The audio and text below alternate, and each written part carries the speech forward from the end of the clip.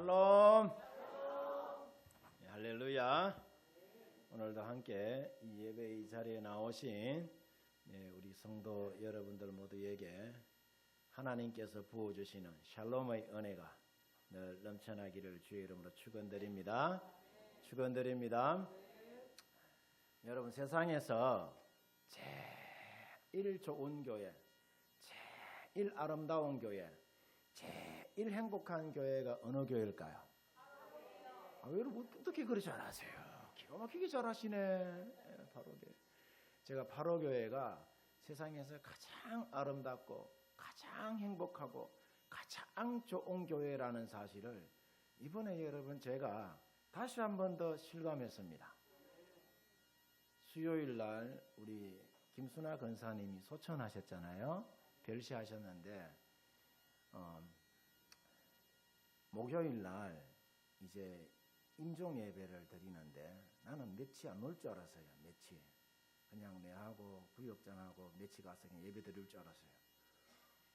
어마무시하게 많이 와가지고 어마무시하게 많이 봉고차에 다 못 태워가지고 그러니까 임명수 권사님한테 부탁해가지고 그래가 차량으로 봉사해주고 또 장례가 사흘장이었잖아요. 임종 예배부터 시작해서 발인까지, 그러니까 발인까지, 하강까지 매 예배 때마다 함께 동참하여서 내 일같이, 우리 집 일같이 같이 가서 위로해주고 눈물 닦아주고 함께 마음을 나누는 모습을 보고 굉장히 큰 감동을 여러분 받았습니다. 하나님이 크게 기뻐하시고 큰 은혜를 여러분 각 사람들에게 부어주실 줄 믿습니다. 자, 여러분 오늘 우리가 함께 나눌 말씀이 시편 121편의 여러분 말씀인데 사람들은 자, 우리 인생을 두고 종종 여행에 비유하곤 합니다. 어떤 사람은 우리 인생을 두고 말하기를 우리 인생은 왕복표 없는 기차 여행이다 라고 그렇게 말하곤 합니다. 여러분 어린 시절을 한번 가만히 한번 떠올려 보십시오. 10살쯤 되었을 때는 어딜 가든 그냥 신기하고 즐겁기만 합니다. 그렇죠? 20살에는 친구만 있으면은 무슨 일이든 재미있어요. 친구만 있으면 최고라. 친구 따라 강남도 가고 친구 따라 여름 교회도 옵니다. 30살쯤 되면은 사랑하는 사람과 함께 있으면은 그것만으로도 여러분 행복해요. 아무데나 가도 여러분 행복합니다. 그렇죠? 근데 사람이 나이가 들면 들수록 인생의 짐이 점점 여러분 가벼워지는 것이 아니라 이게 점점점 무거워진단 말이라. 어딜 가려 해도 나이가 들면은 챙길 것도 많고 걱정이 여러분 왜 그리 많은지 몰라. 그리고 어느 순간부터는 내 인생의 종착역이 얼마나 남았을까라는 그런 생각에 여러분 접어들곤 하죠.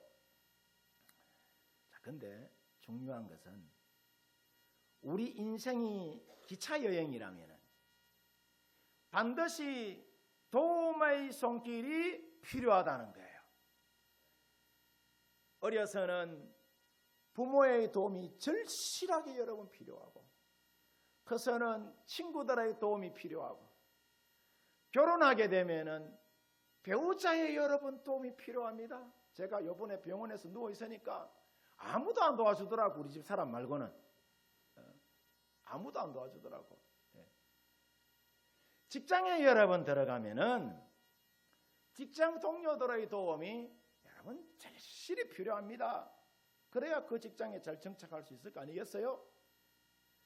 그런데 우리가 돌이켜보면은 이와 같은 도움들이 우리가 인생을 살면서 필요한 도움이기는 하지만은 근데 이런 것들이 영원한 도움이 되지 못한다는 여러분 사실이에요.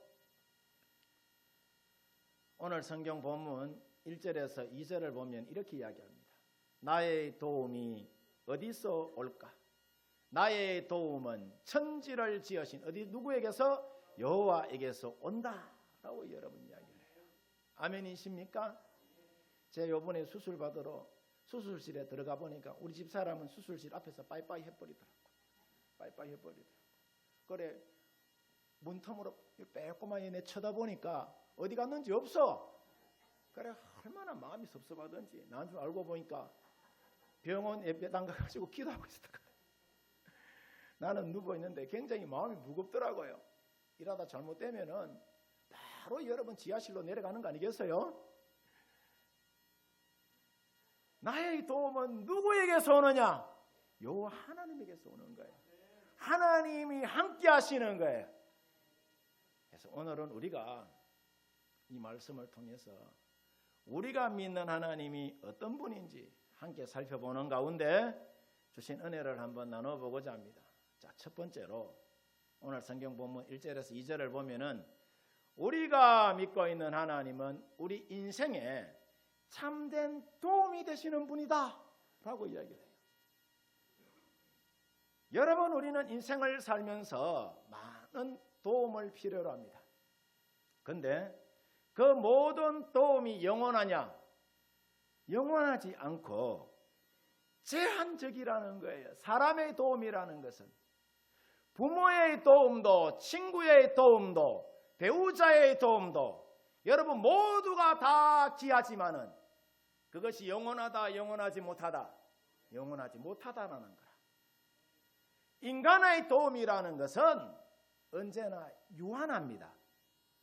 예를 들어서 아무리 사랑하는 부부라도 한쪽이 큰 병에 걸리면은 마음은 여러분 안타깝지만은 실제로는 서로가 서로에게 어떤 날에는 큰 짐이 될 때가 여러분 있어요. 긴 병에 여러분 효자 없다고. 이게 바로 우리 인간의 한계라는 거라. 그런데 하나님은 달라요. 하나님은 전능하시고 무한하시기 때문에 우리 인생의 완전한 도움은 하나님 한 분뿐인 줄 믿습니다. 그래서 시편 46편 1절을 보면은 시편 기자가 그렇게 이야기합니다. 하나님은 우리의 무엇이요? 피난처시요. 안 떠요? 피난처시요. 환난 중에 만날 뭐다고요? 큰 도움이시다. 아멘이십니까? 그래서 성경은 창세기부터 요한계시록까지 하나님께서 도우신 일들로 여러분 가득 채워져 있는 것이 성경 여러분 말씀입니다. 이스라엘 백성들이 애굽에서 고통당할 때에 하나님이 모세를 보내셔서 이스라엘을 이끌잖아요. 이스라엘이 또 홍해 앞에서 진퇴양난의 위기 가운데 있을 때도 하나님은 홍해를 가르시고 길을 여셨을 뿐만 아니라 이스라엘이 광야 생활 가운데 먹을 것이 없었을 때도 하나님은 만나와 메추라기로 이스라엘을 먹이셨으며 또 다니엘이 대신들의 그 모함으로 사자굴 속에 들어갔을 때도 위기에 여러분 처하여 있을 때도 하나님은 다니엘을 사자굴 속에서 건져냅니다. 그뿐인가요? 이스라엘이 블레셋의 골리앗 앞에서 벌벌 떨고 있을 때에 하나님은 다윗을 앞세워서 골리앗을 물리치고 전쟁에서 여러분 승리하게 하잖아요. 있을 수 없는 일이 여러분 일어난 것이죠. 보편적으로 봤을 때에 다윗과 골리앗의 싸움은 누가 이기는 거예요? 골리앗이 이기는 거예요. 객관적으로 보면은. 근데 하나님이 누구와 함께 하니까? 다윗과 함께 하니까. 하나님 뒤에는 누가 있었다? 아니, 다윗 뒤에는 누가 있었다? 하나님이 있은 거야. 하나님이 대신 싸워주니까 인생의 큰 장벽과 같은 골리앗을 한 방에 때려 눕힌 것이에요. 그래서 우리 인생에 있어서 참된 도움은 오직 하나님 한 분뿐이라는 것입니다. 여러분 가운데에 혹시 사람의 도움과 사람을 붙잡으려는 사람들이 여러분 있다면은 지금부터라도 생각을 고쳐 먹으시기를 바랍니다. 오늘 시편 기자처럼 하나님이 우리 인생에 참된 도움이신 줄 알고 눈을 들어서 누구만을 바라봐야 된다? 하나님만을 바라보는 우리 성도 여러분들 되어지기를 주의 이름으로 축원드립니다. 두 번째, 여러분 3절에서 6절 말씀을 보면은 하나님은 때를 따라 우리를 도우시는 분이시다 라고 이야기해요. 자, 그러면은 하나님이 어떻게 우리를 도우시느냐? 오늘 성경 본문 3절 이하를 여러분 보면은 하나님은 졸지도 아니하시고 주무시지도 않는다라고 이야기해요. 낮의 해가 우리를 상하게 하지 못하고 밤의 달도 우리를 해치지 못하게 할 것이다 라고 이야기를 해요. 무슨 말씀이냐면은 하나님은 정확한 때에 우리가 꼭 필요한 순간에 우리를 뭐 하신다? 도와주시는 분이시다 라는 말씀이에요. 아멘입니까? 늦지도 않으시고 빠르지도 않고 가장 알맞은 때에 가장 정확하게 우리를 도와주신다라고 여러분 말씀하세요. 그러면은 하나님이 언제 우리를 도와주시느냐? 첫 번째, 하나님은 우리가 하나님의 자녀가 될 때에 우리 인생을 여러분 도와주십니다. 요한복음 1장 12절 말씀을 보면은 영접하는 자, 곧 그 이름을 믿는 자에게는 자 하나님의 자녀가 되는 뭘 준다? 권세를 주신다. 이 권세를 주신다는 이야기가 무슨 말이냐면은 자 우리가 예수님 믿고 하나님의 자녀가 되면은 그때부터 하나님이 우리 아버지가 되어서 우리 인생을 책임져 주신다는 이야기예요. 불꽃 같은 눈동자로 우리를 지켜주시고 보호해 주신다는 이야기예요. 우리가 물 가운데 지난다 할지라도 그 물이 우리를 힘으로 치지 못하게 할 것이고 우리가 불 가운데 다닌다 할지라도 그 불이 우리를 불살하지 못하도록 주께서 눈동자처럼 우리를 보살펴 주신다는 이야기예요. 아멘이십니까? 왜냐? 하나님이 우리를 자녀 삼아 주셨기 때문에 보배롭고 존귀한 자로 여겨주셨기 때문입니다. 아멘이십니까?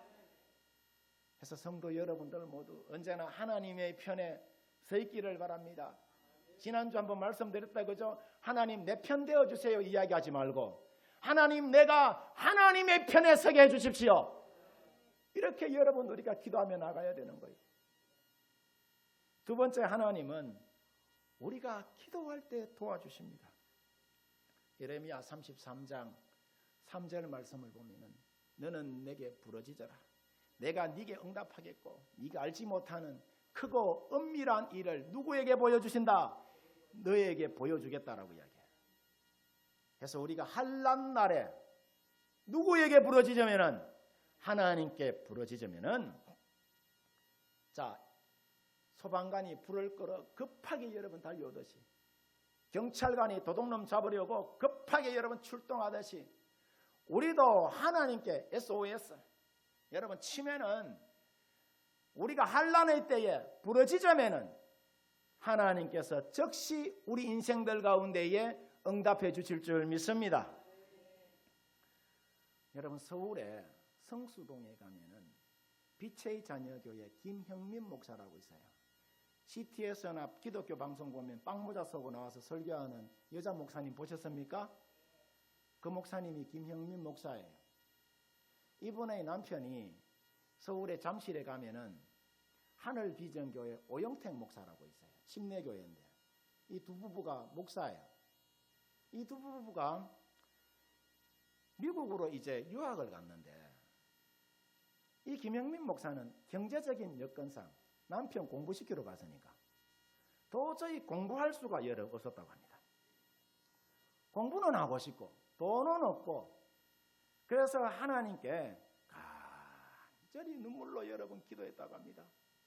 그런데 어느 날 비가 억수같이 오는 날 비를 피하러 한 노인이 자기 집으로 여러분 들어오더라는 거라.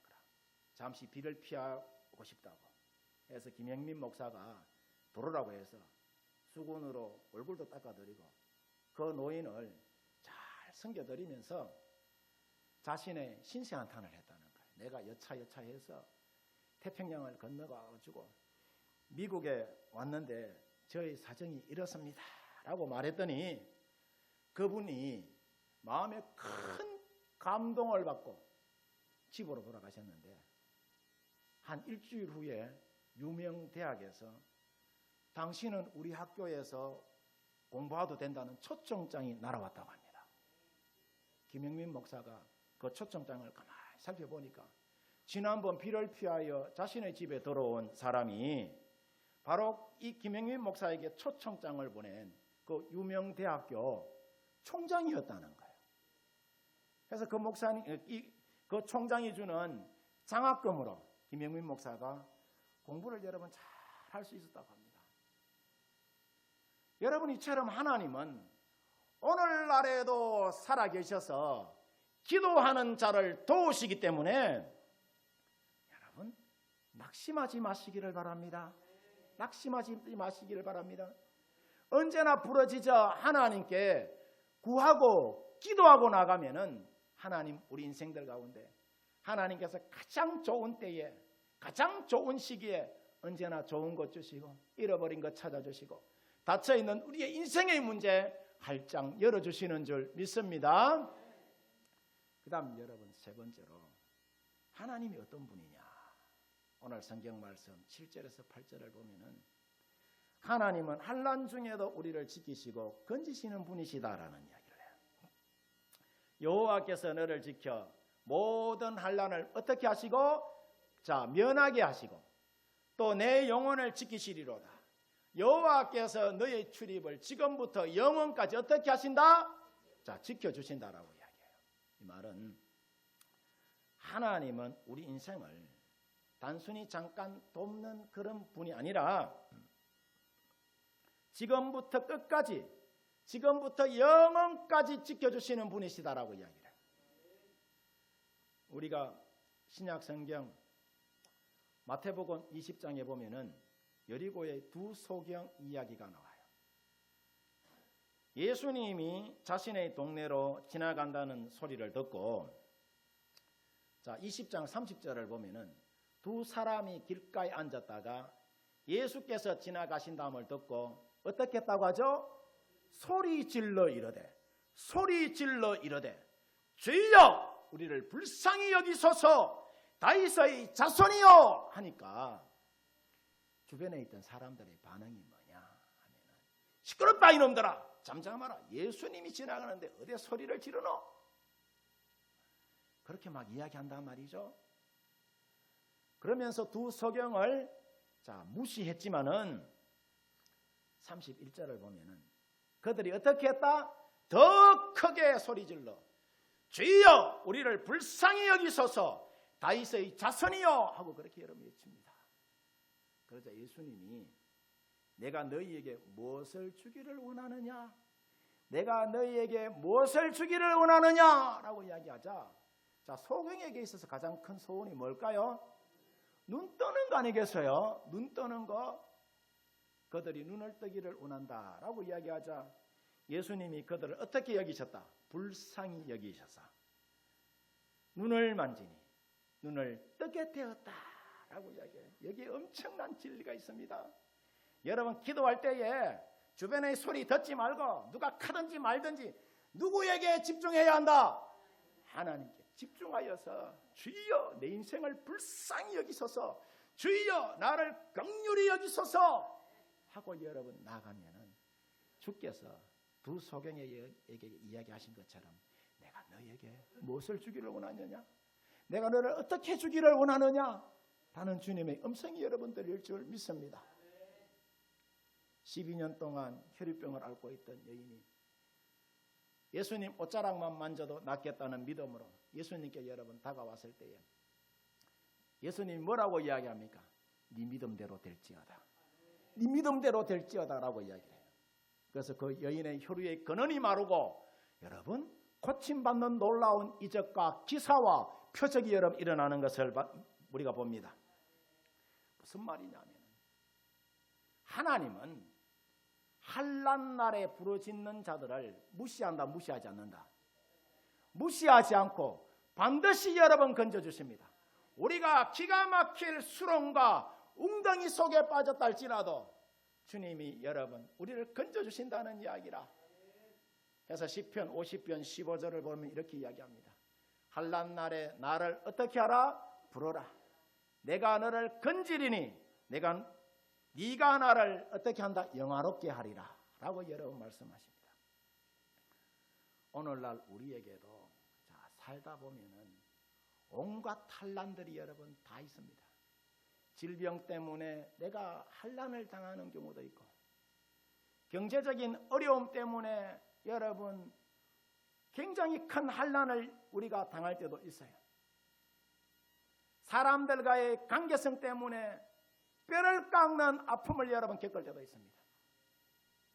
또 미래에 대한 불확실함 때문에 오늘날 청년들이 얼마나 많은 걱정과 근심 속에 살아가고 있는지 모릅니다. 그럼에도 불구하고 우리에게 희망이 있는 것이 뭐냐? 하나님이 우리 인생을 지금부터 영원까지 어떻게 하신다? 지켜주신다는 사실이에요. 여러분, 우리 인생은 마치 왕복 없는 기차 여행과 같은 것이 우리 인생입니다. 지난 세월을 다시 돌이킬 수가 여러분 없죠. 이런 인생의 여정 속에 수많은 염려와 근심이 있지만은 걱정할 필요가 있다 없다. 걱정할 필요가 여러분 없는 것은 우리의 곁에는 참된 도움이 되시는 하나님이 계시기 때문입니다. 오늘 말씀을 다시 한 번 더 정리해서 말씀드리자면은 우리가 인생을 살면서 꼭 기억해야 될 것이 뭐냐? 첫 번째, 하나님만이 우리의 뭐가 되신다?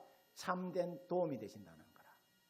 두 번째, 하나님은 우리의 기도를 어떻게 하신다? 들어주시는 분이다. 어떻게 들어주시느냐? 최선의 때에 최상의 방법으로 우리의 기도를 들으시고 우리를 도우시는 분이 누구다? 여호와 하나님이시라. 세 번째, 하나님은 환난 중에도 우리를 지키시고 끝까지 여러분 건져주시는 분이라는 사실이에요. 바라기는 우리 성도 여러분들 모두 이제 우리가 사람만 바라보지 말고 눈을 들어 하나님을 바라보시기를 바랍니다. 눈을 들어 하나님 바라보시고 믿음으로 기도하면은 하나님은 여러분이 어떤 환난 가운데 있다 하더라도 반드시 도우실 줄 믿습니다. 성도 여러분들 모두 믿음의 주여 우리를 온전케 하시는 누구? 예수님 여러분 바라보면서 믿음의 선한 자리 위에서 언제나 승리하시기를 주의 이름으로 축원드립니다. 축원드립니다.